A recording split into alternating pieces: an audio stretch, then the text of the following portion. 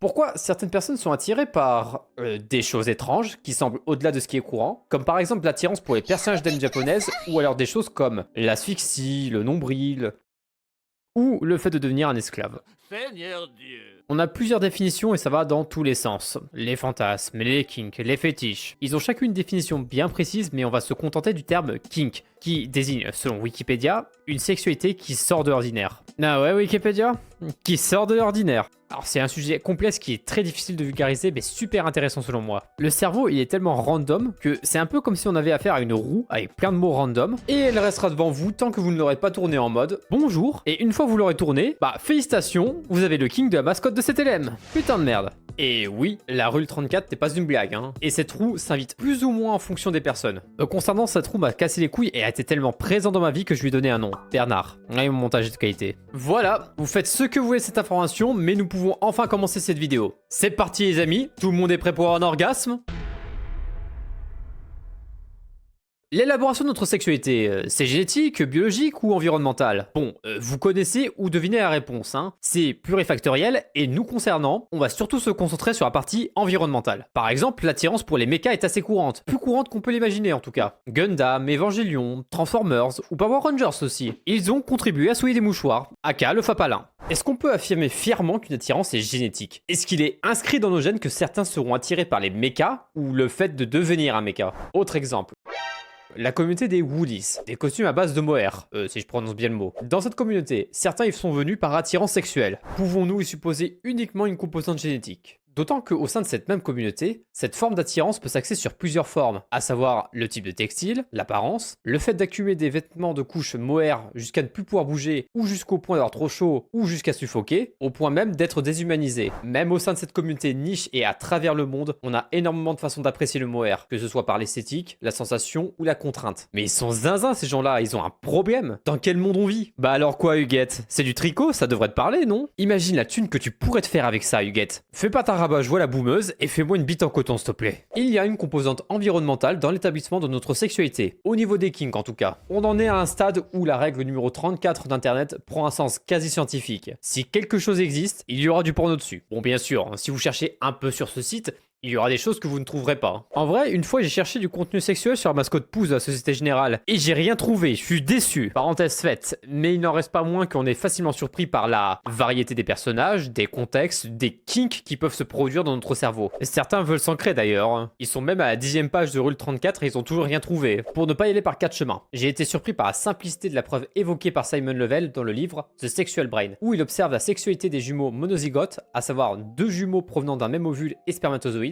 et qui donc partagent pleinement leur ADN, et la sexualité des jumeaux dizygotes, à savoir deux jumeaux provenant de deux ovules fécondés séparément, qui eux ne partagent pas pleinement leur ADN. Il est indiqué que même s'il y a plus de probabilité pour que la sexualité soit la même chez les jumeaux monozygotes, il n'empêche que la sexualité de l'un ou de l'autre peut varier malgré tout, et ce, même s'ils partagent la même information génétique. Il prouve en d'autres termes qu'il n'y a pas qu'une cause unique pour l'orientation sexuelle, que ce soit génétique ou environnementale. Il montre qu'il y a une interaction plus complexe entre la biologie et l'environnement. J'ai ensuite été conduit par les études de Biermann et Brucker qui ont examiné l'orientation sexuelle chez les jumeaux monozygotes dans un plus large cohorte de jumeaux monozygotes, pour examiner l'héritabilité de l'orientation sexuelle. Et oui, j'ai réussi à placer ce mot 3 fois, c'était le défi de la vidéo. Ils ont trouvé que si l'un des jumeaux était gay, l'autre ne l'était pas forcément. Et c'est d'autant plus vrai pour les filles que pour les garçons. Pour pondérer ce propos, il y a une autre étude de Baley et Pilar qui ont observé plus de concordance pour les jumeaux monozygotes masculins, mais même dans ce cas-là, on n'est pas à 100% non plus. Ce qui indique qu'il n'y a pas que les facteurs génétiques et biologiques qui entrent en jeu dans le développement de la sexualité. Et pour être encore plus précis, parlons génétique. Comment la génétique aurait-elle, selon nos connaissances actuelles, un impact sur notre sexualité? On va s'attarder sur un sujet qui n'a rien à voir, à savoir certaines différences hommes-femmes, donc restez attentifs, vous comprendrez à la fin où je veux en venir. Bon, il est actuellement coutume de dire que naître avec les chromosomes XY ou XX implique des stats de base différentes. Il y a donc les attributs physiques différents, puis avoir 2X permet de vivre plus longtemps, et même qu'avec 2X, on bénéficie d'une diversité génétique plus cool que les hommes par rapport au système immunitaire. Bordel, bon bah, j'avais une chance sur deux. Comme d'hab, c'est de la merde et on fera avec. Oh, et puis j'ai jamais été bon en théorie craft. Mais il y a aussi le fonctionnement hormonal, la différence cognitive et neurologique qui diffère et joue sur notre perception des émotions, du monde, etc. Par exemple, la testostérone qui impliquerait une plus grande chance d'avoir un comportement plus agressif et compétitif et a de plus grandes chances d'impliquer des pulsions sexuelles plus fréquentes et intenses que les femmes. Tandis que les oestrogènes et la progestérone impliqueraient plus de chances d'être plus mesurés, d'avoir un comportement plus maternel, d'avoir plus de sensibilité émotionnelle et plus d'empathie. Petit aparté, cette vidéo ne constitue pas des excuses pour légitimer son manque de contrôle. Dire qu'on a des pulsions sexuelles plus intenses, ça n'empêche pas qu'on peut avoir du self-control. On s'entend. De toute façon, demandez aux personnes qui font une transition. Demandez-leur la galère que ça implique la prise d'hormones du sexe opposé. Les hormones impliquent des changements émotionnels. Nous avons aussi les dites différences neurologiques et cognitives, et là, une fois de plus, les hommes ne sont pas très valorisés encore une fois. On va pas se mentir, ma fierté d'homme a été piétinée. Bon, quelques exemples chez les hommes. La latéralisation cérébrale est plus marquée, on a le langage dans l'hémisphère gauche et les tâches spatiales dans l'hémisphère droit. Pas de chichi, merde. Par contre, les femmes ont plus de chances d'avoir une connexion interhémisphérique plus importante. Du coup, elles sont meilleures en communication et sont plus facilement multitâches. En gros, les hommes ont plus de chances d'être des galets de plage à peu près. En moyenne, l'hippocampe qui joue un rôle clé niveau mémoire et navigation spatiale est légèrement plus grand chez les femmes, après correction pour la taille globale du cerveau. Tandis que l'amygdale qui lui est impliqué dans les émotions comme la peur, l'agressivité, la régulation des réponses au stress, tend à être plus grand chez les hommes. Pour la faire courte, ces différences sont modestes et ne déterminent pas de manière absolue les capacités ou comportements entre les sexes. Mais en moyenne, les femmes sont plus performantes au type de mémoire associé à l'hippocampe que les hommes. Et les hommes, on émet l'hypothèse que le fait que notre amygdale soit en moyenne plus grande joue sur notre réaction face à la peur et aux agressions. On suppose théoriquement que ça peut entraîner une réaction émotionnelle plus intense ou plus rapide en situation de stress comme une situation menaçante ou de compétition. Exclut les facteurs environnementaux et culturels et autres zones du cerveau qui peuvent moduler l'impact sur l'amygdale bien sûr. Allez, encore 2 exemples là. Les femmes ont en général une meilleure aptitude aux tâches verbales et langagières car elles ont plus de matière grise dans les régions liées au langage, mais pour les compétences spatiales, alors là, OMG, les hommes auraient plus de chances d'exceller plus facilement dans les tâches spatiales et la rotation mentale. Putain Putain, c'est la loose. Mais au moins, les architectes masculins, ils ont un petit buff. Petite précision avant de passer à la suite. Dire que l'un est moins bien loti que l'autre sur certains points, ça n'empêche pas d'avoir des hommes naturellement empathiques ou ayant une excellente capacité de mémoire verbale. Ce que je dis par contre, ce sont des moyennes. Ce qui ne veut pas dire que ça concerne tout le monde. Il y a des variations d'un homme à l'autre, tout comme il y en aurait pour une femme. Certains hommes peuvent avoir un starting pack qui peut se rapprocher de ce que l'on pourrait penser de celui d'une femme, et vice versa. Même s'il est impossible d'avoir certaines choses qu'apporte le chromosome féminin, et vice versa.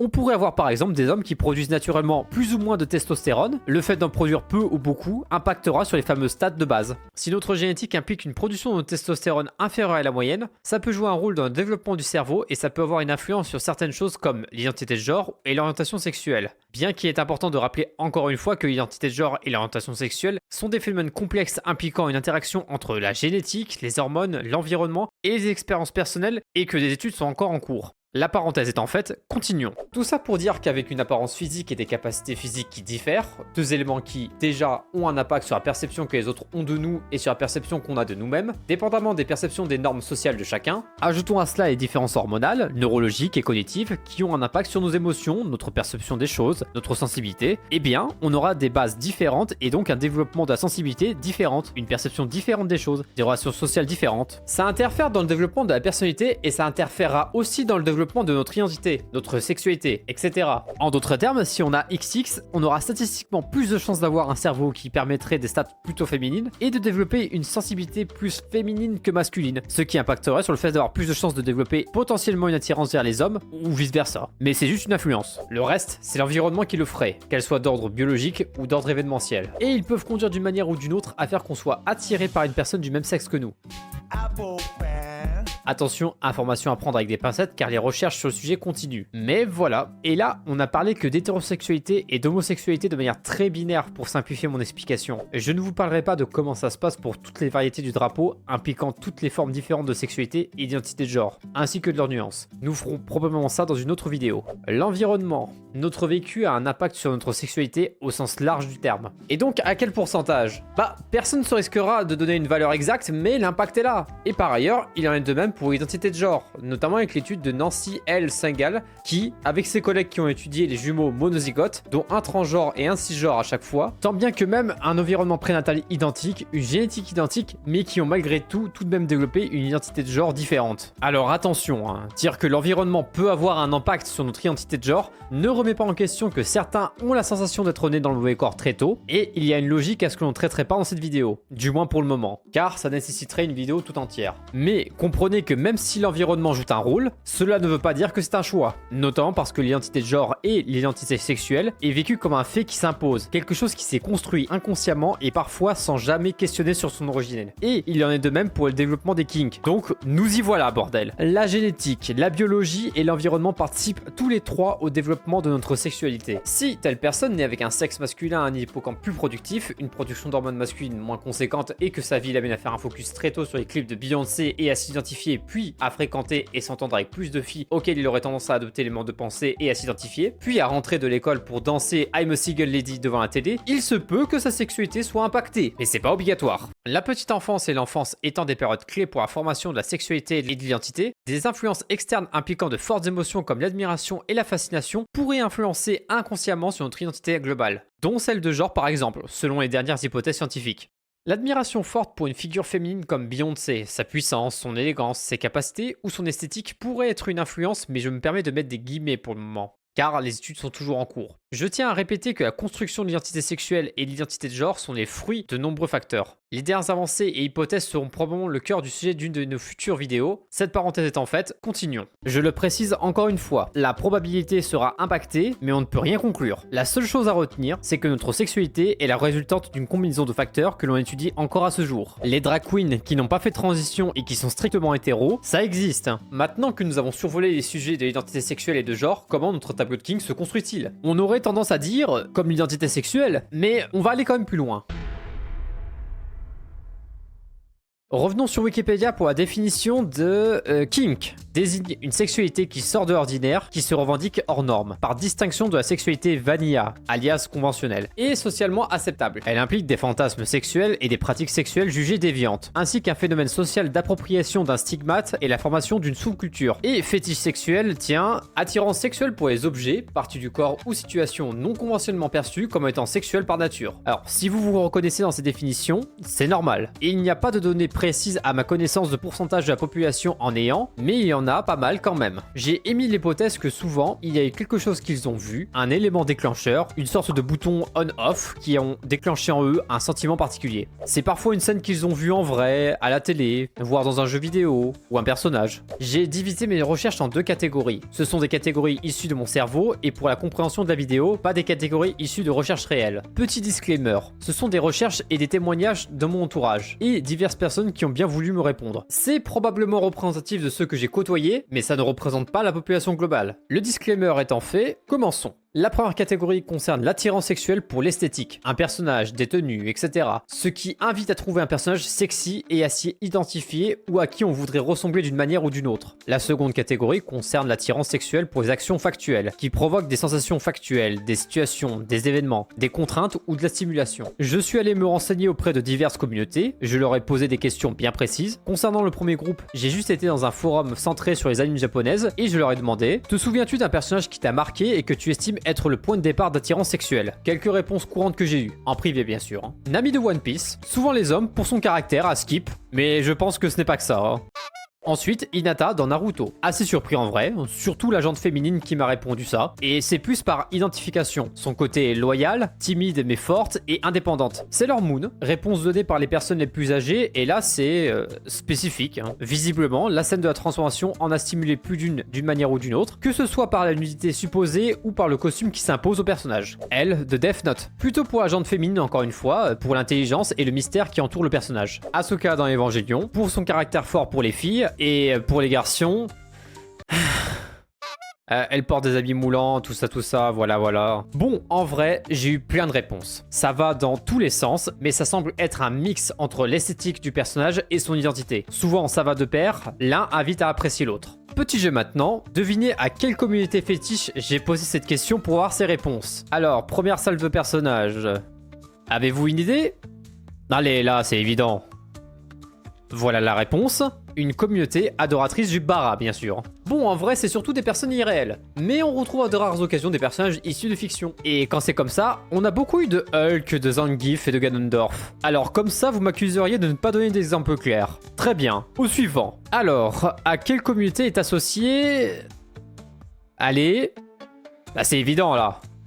Bon, allez, la réponse. Une communauté adoratrice du latex, évidemment.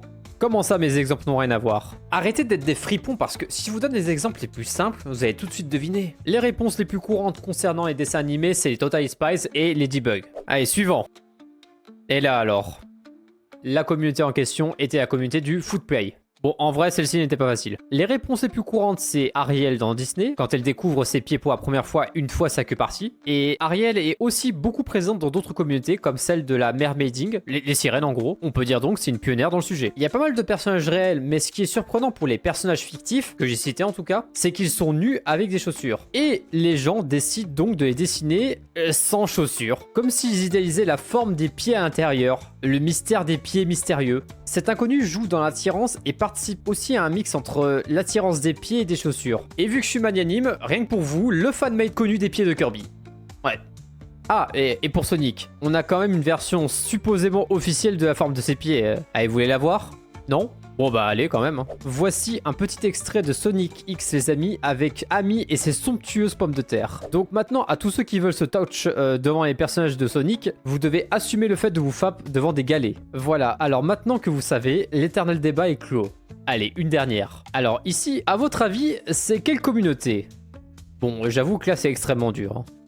Et bah c'était le Fury. Ah, ça se voit pas non? En même temps c'est facile à deviner. On a donc Robin des Bois.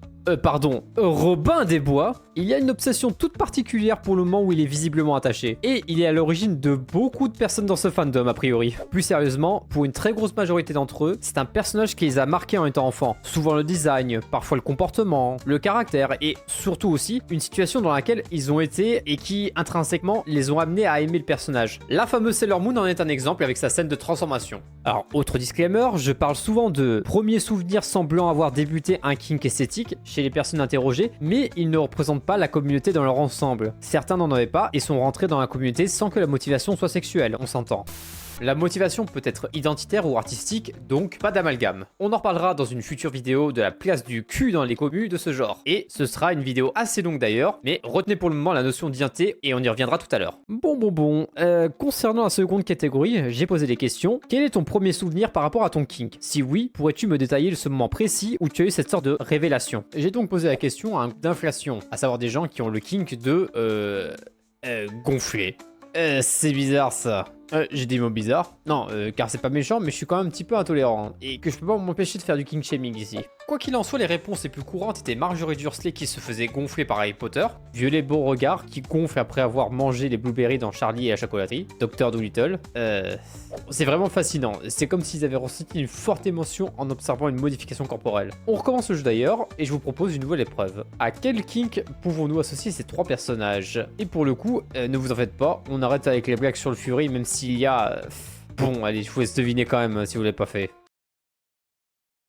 Ah ouais, c'est l'hypnose. K est un véritable pionnier pour ça d'ailleurs. On a aussi le serpent de Robin des Bois, ouais encore lui, mais c'est réel. K, il le bolosse en termes de popularité. Il a visiblement provoqué beaucoup d'émotions chez les gens. Bon allez, épreuve suivante. Alors là, c'est plus subtil, donc je vous laisse un peu plus de temps.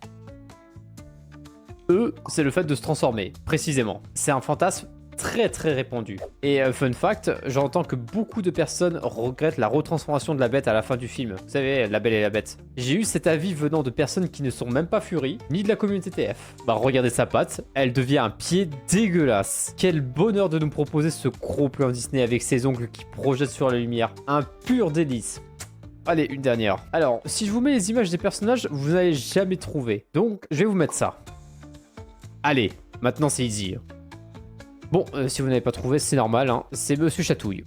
Non, plus sérieusement, on l'a jamais vraiment cité, mais c'est pour vous parler du kink des chatouilles, qui est souvent émergé, généré ou encouragé par des scènes spécifiques dans les dessins animés. Par exemple, avec une plume qui frotte le pied. Toujours cette foutue plume qui frotte un panard, notamment chez les Looney Tunes. On a aussi des scènes qui font réagir comme dans Toy Story, mais surtout avec Betty Boops, où c'est quasiment suggestif et que... Non, je vais pas montrer ça, non. Sinon, on a souvent cette scène avec les vieux dessins animés, mais ça a fait beaucoup réagir. Allez, j'ai quelques autres exemples isolés. Notamment qui vient d'un manga, des histoires supplémentaires. Ça arrive pour les mangaka qui ont terminé leur histoire principale et qui complètent leur livre avec des histoires complémentaires. Je n'ai pas eu d'informations sur le manga dont est issue l'histoire bonus, mais il est question d'un mec qui se sent ultra faible et qui décide de se mettre dans le bodybuilding et qui en devient obsédé à en devenir une personne ultra musclée en prenant des stéroïdes et drogues diverses, à tel point qu'à un moment donné, juste avant un défilé pour exposer ses muscles, son corps prend le dessus de sa volonté et se met à devenir une boule de muscles. Et l'individu, victime de son corps, se retrouve écrasé par son propre corps et devient un amas difforme de muscles. Si vous connaissez, je serais curieux de voir le manga en question. C'est spécial visiblement. La personne qui m'a raconté ça ne retrouve plus la source comme déjà dit, mais ça l'a tellement obsédé qu'il allait souvent à la Fnac pour lire et relire ce passage en boucle sans l'oser acheter car il était fasciné et à la fois avait peur. Alors, je ne sais pas si c'est une bonne chose, mais il m'a clairement dit que c'est le kink qui le motive et son kink consiste à être coincé dans un corps musclé. Une autre personne a un kink très spécifique, le fait de se faire brûler les fesses. On remerciera surtout les jeux vidéo, notamment Nintendo et Mario qui rebondissent sur la lave, même si moi je garde un autre souvenir plutôt. C'est dire à quel point le cerveau peut parfois construire un kink à partir de rien, de manière random. De toute façon, c'est souvent ce qui m'est rapporté. Une sorte de fascination à un moment de sa vie, à un jeune âge, une forte émotion, avec l'intrigue de vouloir savoir ce que ça fait d'être tel personnage, ou de ressentir, supporter ou faire supporter telle situation, telle contrainte, etc. Un certain John Monet a évoqué ce phénomène qu'il théorise comme une sorte de love maps, qui, si j'ai bien compris, et attention, il y aurait pas mal de controverses à son sujet, donc j'ai pris ce qu'il a dit avec des pincettes, il décrit comment il est possible que les préférences et les attirances sexuelles se développent à travers les expériences et les influences précoces. Simon Level s'y attarde aussi dans ce bouquin que je recommande de fou. C'est toujours le même, c'est The Sexual Brain. Il explique comment les expériences peuvent influer dans le développement des kinks durant la petite enfance et voire même durant l'adolescence. Ça peut être des objets, des scènes, des interactions, des personnages, plein de choses qui laissent des empreintes durables. Et d'ailleurs, je pense que vous avez remarqué, mais on retrouve beaucoup de fois Disney, Looney Tunes, etc. Ils ont beaucoup d'imagination en faisant ces dessins animés et ils ont créé un amas de gens dégénérés mentaux retard que nous sommes tous. Et ouais, les furies qui se font chatouiller sont déjà en train d'envahir le monde. De la même manière pour l'esthétique, on peut remarquer que le furry s'étend de plus en plus des gens qui rapportent qu'en général ils ont un crush ou une fascination sur un personnage en trop de leur enfance. Oui, qu'est-ce qu'on montre aux enfants dans les dessins animés pour attirer leur regard? Du mignon, du gentil, du câlinou doudou, des personnages anthropomorphiques parfois. Durant la période où la sexualité commence à se construire et paf, fury. Il n'y a pas encore d'études concrètes dessus et encore moins spécifiquement sur le fury. Cette affirmation se base sur l'hypothèse qu'il peut y avoir une influence sur le développement de la sexualité et de l'identité par le biais de l'identification et de l'admiration pour des personnages ou des personnes, comme déjà dit précédemment dans la vidéo. Vu que notre sexualité se développe beaucoup durant l'enfance et au même titre que le développement de notre personnalité et de nos connexions cérébrales, et que l'environnement a un impact sur la construction de notre sexualité, les hypothèses vont dans ce sens. Oui, car l'attirance pour les personnages comme Lucario n'existait pas avant le Moyen-Âge. Tout au mieux pour la légende du loup-garou, mais ça s'arrêtait là. L'attirance très spécifique pour les personnages anthropomorphiques de dessins animés n'existait pas avant, ce qui prouve qu'il y a une composante de notre environnement dans la genèse de nos attirances sexuelles. Prenez néanmoins ces données avec des pincettes. Disclaimer, une personne qui rejoint une communauté ainsi ne la rejoint pas forcément pour une raison précédemment citée. Je n'évoque que l'une des raisons possibles. Bon ok, mon gosse ne regardera plus les dessins animés avec des personnages anthropomorphiques. Je ne veux pas qu'il devienne furie. Erreur. Déjà parce que plus tu prives quelqu'un de quelque chose, plus ce quelque chose deviendra un interdit. Et si jamais ça devient une boîte de Pandore et plus tu le prives, plus le désir grandit. Et même si vous arrivez à contrôler sa vie, vous ne pourrez pas l'empêcher de consommer des médias ou le fait de faire face à des situations de la vie ou des événements qui le marqueront d'une manière ou d'une autre. Entendez par là que tout et n'importe quoi peut faire émerger une forte émotion chez un enfant. Que ce soit par le biais de la curiosité, de l'intrigue de ressentir quelque chose, de vouloir être à la place de quelqu'un ou de quelque chose, vouloir s'identifier à quelqu'un ou encore une fois quelque chose, et ça peut même arriver à l'âge adulte en passant. Et on peut penser à devenir autre chose encore. Alors vous rigolez sûrement en mode « Ah c'est pas possible !» Mais si, bordel, si je ne sors aucune de ces images au hasard. Des transformations en slip, j'en ai vu. Faites vos propres recherches. L'attirance se forme à un moment random envers des personnes, événements, situations complètement random, si tant est que ça puisse visiblement provoquer une forte émotion. Imagine, tu vois des abeilles, les adultes autour de toi t'en parlent, et l'un d'eux dit « Quand je me suis fait piquer au cou, je me suis senti drôle. » Et bim, t'as rien compris. Ton enfant va ressentir une forte émotion à cause de ça, et sur long terme... Ouais, pauvre enfant quand même. Ce film m'a toujours fait l'horreur de choisir la pire affiche possible de toute l'éternité. On a tellement envie de frapper ce personnage avec son air hautement condescendant. Putain! Dégage! Passons. C'est pas le sujet de toute façon. Mais il fallait quand même que je le place quelque part celle-là. Et si vous avez ce kink là, de ce personnage, je vous juge quand même un peu. Mais putain, quand même, si vous avez développé une attirance pour lui... Bon, ok, non, pas de kink shaming. Ok, pardon. Plus sérieusement, tout ceci met en lumière une chose. Ça nous arrive dans le coin de la figure sans qu'on puisse s'en rendre compte ou choisir. Une fascination qui se transforme en désir, et si ce n'est pas le furie car vous privez votre enfant de regarder, ça sera peut-être autre chose. Ou ça ne sera rien, hein. Parfois, on a des gens vraiment vanilla. Mais retenez que les attirances ne se choisissent pas. Je rappelle encore une fois au cas où, que l'on parle de ceux qui rejoignent ces communautés car c'est leur kink, mais que la majorité rejoignent les dites communautés par passion ou par identité, et ces photos sont plus le reflet de ces derniers. Et ces images sont utilisées pour la compréhension du sujet, retenez bien. Personne ne choisit d'être attiré par quelque chose qui n'existe pas ou qui ne peut pas être pratiqué, hein, comme Bugs Bunny, ou le fait de faire une situation infaisable. Ou alors, on peut imaginer le désir de faire quelque chose avec des squelettes en plastique. Mais pareil, il y a ceux qui aimeraient avoir un squelette et d'autres qui aimeraient être le squelette. C'est plus compliqué pour le coup. Ce n'est pas parce que c'est négatif que ça fonctionne différemment, hein. Bon, après, ça n'excuse pas le fait de consommer l'illégalité, hein. On est d'accord et on en reparlera dans une autre vidéo. J'ai beaucoup de projets de vidéos au cas où vous l'aurez remarqué. Ce sera comme Marvel où les vidéos seront toutes interconnectées. On parle aussi parfois d'identification. Un personnage qui séduit de par sa façon d'être, qui donne envie de lui ressembler, qui provoque de fortes émotions. Et si ce personnage c'est Sonic, peu importe, l'industrie est consciente que l'esthétique prime et c'est pour ça qu'en général, les héros sont soit beaux, soit mignons. Des personnages télégéniques afin d'aider les enfants et les adultes à s'identifier à eux, dépendamment du public cible et ça accentue le phénomène dont je parle depuis tout à l'heure. Les héros sont souvent beaux, les méchants sont souvent moches ou stéréotypés, et pour l'un des seuls personnages pas beaux qu'on a eu, il aura pas le droit à l'amour d'une belle personne, parce que va se faire foutre. Pour terminer, je parle de l'enfance et l'adolescence, mais ça peut aussi arriver à l'âge adulte, hein. J'ai déjà mentionné mais je le rappelle. Désolé, vous n'êtes pas encore sorti de l'auberge. Un exemple d'ailleurs, les masques de Puppy Play. Beaucoup de gens ont trouvé ça étrange la première fois qu'ils ont vu, mais ces masques se sont démocratisés sur certaines communautés. Et certains ont encore gardé le malaise, mais d'autres s'y sont acclimatés sans éprouver d'attirance, et d'autres ont même littéralement rejoint le fandom. Certains se seront surpris à avoir aimé les masques de Puppy. C'est comme ça. On peut appeler ça acquisition de préférence par exposition ou effet de simple exposition, qui suggère qu'une exposition répétée à une chose quant à notre entourage autour de nous montre un intérêt ou un plaisir pour l'objet ou l'activité en question, peut influencer positivement sur nos préférences, même si on n'en avait pas forcément l'intérêt initial, et ça fonctionne aussi pour tout ce qui est une question d'identité ou de kink. Beaucoup revendiquent dans la communauté Puppy que ça va au-delà du sexe, que c'est plutôt identitaire, et donc on en parlera aussi dans une autre vidéo. Oui, encore une fois. Pareil pour les costumes avec un visage Kigurumi. Attendez, un Kigurumi c'est pas un pyjama ou... Non?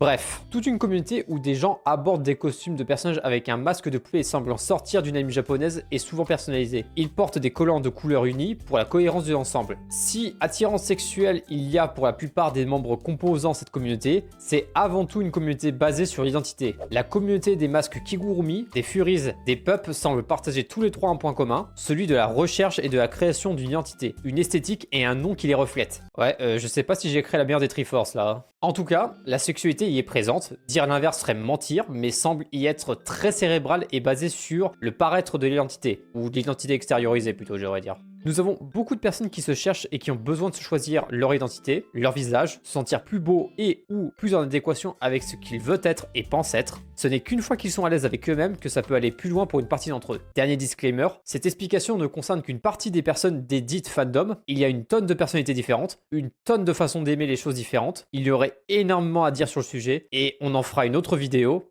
Et là-dessus oui, mais la même que celle que j'ai su évoquer juste avant, ça va là. Bref, on peut apprendre, entre guillemets, à trouver plus beau quelque chose à force de constater que les autres trouvent ça beau. Ou plutôt, ça vient tout seul, inconsciemment. Les facteurs sociaux et culturels, l'identité personnelle et notre propre exploration peuvent tous influencer ce processus. Anecdote s'il en est, l'idéal de beauté féminine à travers les époques a beaucoup évolué. Il y a eu une période où les femmes étaient appréciées très blanches, puis de bronzage ensuite. Il y a eu la période des cheveux courts, des garçonnes, des légères rondeurs, et le goût des hommes s'alignait à ça. L'époque influence les goûts, ici de 1920 à 1950, en général avec une icône qui devient un modèle de beauté. On peut même dire que les critères de beauté varient d'un pays à l'autre. Nos goûts sont influencés par l'époque, la culture et plein d'autres facteurs. À l'Antiquité et durant l'aristocratie de l'Europe médiévale et moderne, quand on parle d'idéaux de pâleur, on a eu cette période où les femmes prenaient des bains de lait pour se blanchir la peau et pour indiquer un statut social élevé. Bon là vraiment je résume à fond. Et du coup, les goûts des hommes ont suivi en conséquence. Et non, ce n'était pas du lait de vache, détendez-vous. D'ailleurs, si je vous dis qu'à une époque donnée, les hommes pouvaient s'habiller en rose pour affirmer la noblesse sans que ça choque personne, c'était pour montrer leur raffinement. évidemment. Information à prendre avec des passettes, hein. J'éviterai d'en dire plus sur le sujet, mais ce qui est certain, c'est que la genrification des couleurs ne date pas de si longtemps, hein. Aujourd'hui, le rose est culturellement associé à la féminité, et ça n'a pas toujours été le cas. Aujourd'hui, go être un homme, t'habiller full en rose et te promener à Roubaix, hein.